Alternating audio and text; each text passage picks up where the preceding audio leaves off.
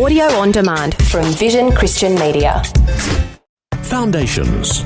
With only 1 day's worth of kosher purified olive oil to light the menorah, it actually lasted a full 8 days, and that's why it's called the Festival of Lights. Amazing. But this is actually also pointing to something future. Foundations. Understanding the Jewish foundations of our Christian faith. With Robbo Robinson and Mandy Warby. This is our last program in a series about Hanukkah, the Feast of Dedication, or the Festival of Lights, which is referred to in John 10.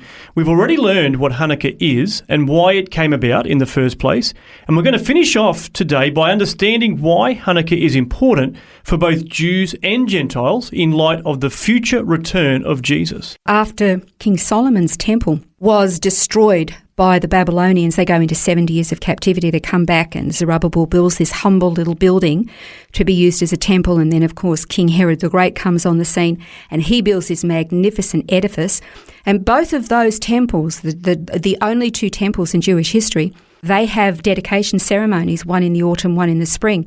And then you read last time in John 10 that there is this feast of dedication and it's in the wintertime. And we learned that that was simply because of Hanukkah. That's right. So this was all to do with the Maccabean revolt, which happened in 164 BC.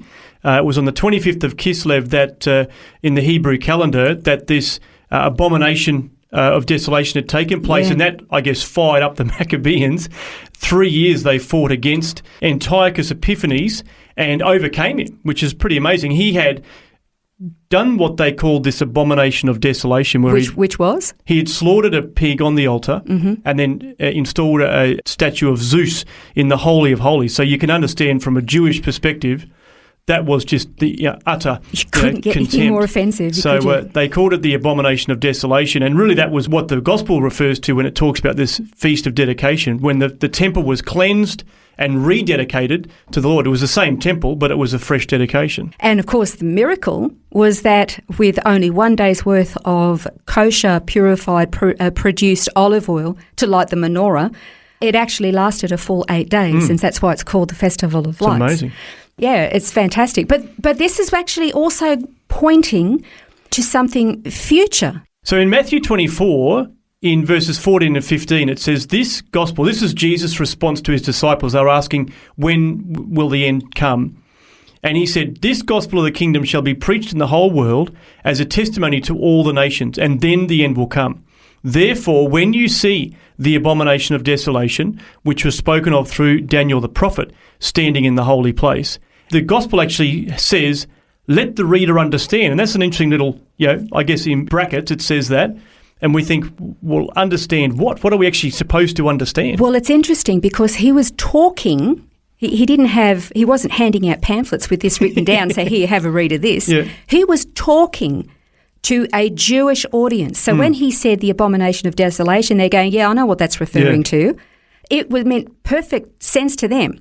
This is written for us. Exactly. It was going to be written down for you and I, which means he's saying you need to understand, which means I have to go and do some research to find out what is the abomination of desolation. We've got to understand. That's right. Otherwise we can be left, I guess, assuming, which is never a good thing, or just misunderstanding it completely to think, well, what is the abomination of desolation? What did it actually refer to? And what does that mean then for the future? Exactly. Okay, so we know now that the abomination of desolation is a reference to this pig being slaughtered on the altar. I might add, he also wanted to have pigs slaughtered throughout all the different communities throughout Judea to basically force the Jewish people to comply. That was also part of Antiochus Epiphanes' plans, plots and schemes. Silly man. It wasn't going to work. But he also had this, as you said, this statue to Zeus, the so-called father of the gods, the most high god to the Greeks, put into the Holy of Holies. And here Jesus is saying, when you see the abomination of desolation, which was spoken of through Daniel the prophet, standing in the holy place. So he's saying that it's going to be in this holy place. It's also known as the Holy of Holies, the holiest place on planet Earth where God's presence dwells. And we mentioned Jesus had already prophesied that temple that Herod built would be destroyed, not one stone would be left upon another. I've actually walked under some of the ancient tunnels in Jerusalem, and there's one place where just before you come up at the corner of the Temple Mount, you look up on the ceiling of the tunnel, and you see these massive, great big stones from the temple wall have literally pummeled their way through the ceiling. You see the corners of them sticking through the ceiling. These were the stones that were hurled off, and not one of them was left upon another. I walked underneath these things. So, of course, that happened in 70 AD. So Jesus prophesied it. Yeah. It took place, but then here he's referring to another temple. Exactly. So Jesus is saying this abomination of desolation is going to take place in the holy place, and it's just before he comes back. So this hasn't happened yet. So what that does tell us is that at some point in the future, in a similar fashion to what happened in Antiochus Epiphanes' time during the Maccabees in, 168 BC, that there's going to come a despot, a ruler, who is going to put some kind of a, blasphemous thing in the Holy of Holies, which means there's going to be another temple. Yeah, that's right. And when he does, it's going to be so blasphemous and it's going to cause devastation, but that's just before Jesus returns. Now, very often what happens is Christians kind of get into the debate of, but we don't need a temple. Why do we even worry about the temple? I don't really think that that's the issue. The issue isn't really whether we need a temple or not. You have to understand, to the Jewish mind, the Messiah hasn't come yet. They need the temple. Yeah, that's right. We say he's already come. We don't need the temple. But they don't know that. They're blinded to that. And of course, Jesus prophesied that it would be there. So at the end of the day, we just accept his word as taken. Absolutely. But I guess the next question then that poses is, when will this take place? Because if it's going to happen and it's going to precede Jesus' return, when will it happen? Aha! That's a very good question. Let's all synchronise our watches. I don't think anybody on planet Earth has the answer to that. I think God in heaven knows the answer to that. Look, the Temple Mount is the most contested piece of geography on planet Earth. But the Jews are preparing. There is a place called the Temple Mount Institute that is actually in the Jewish quarter.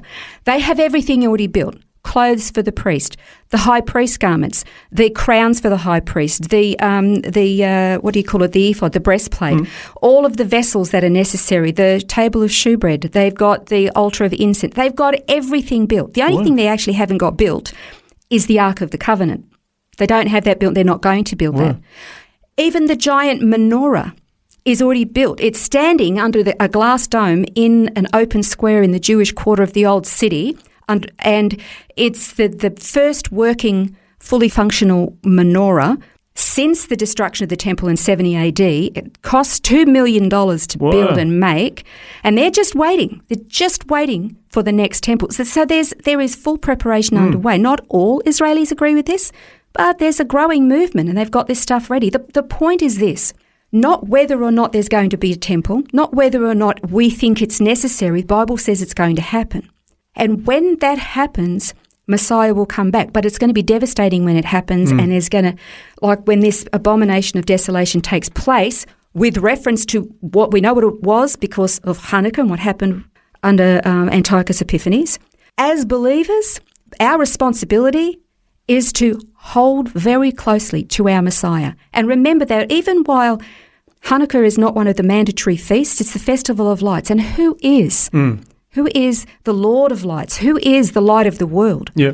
We have to make sure that we know him, and that he's indwelling us, and that we're shining brightly. That's right, and pointing to him. Him. As you said, it's in John 8 that he says, I am the light of the world. He who follows me won't walk in the darkness, but will have the light of life. So as the world gets darker and we see future events drawing close and becoming everyday events, we need to ensure that we have the light of life living inside of us. So it's a very fascinating study. It is. And of course you can download the notes from the website, vision.org.au/foundations, and study it further, but get ready for what's coming in the future with Hanukkah.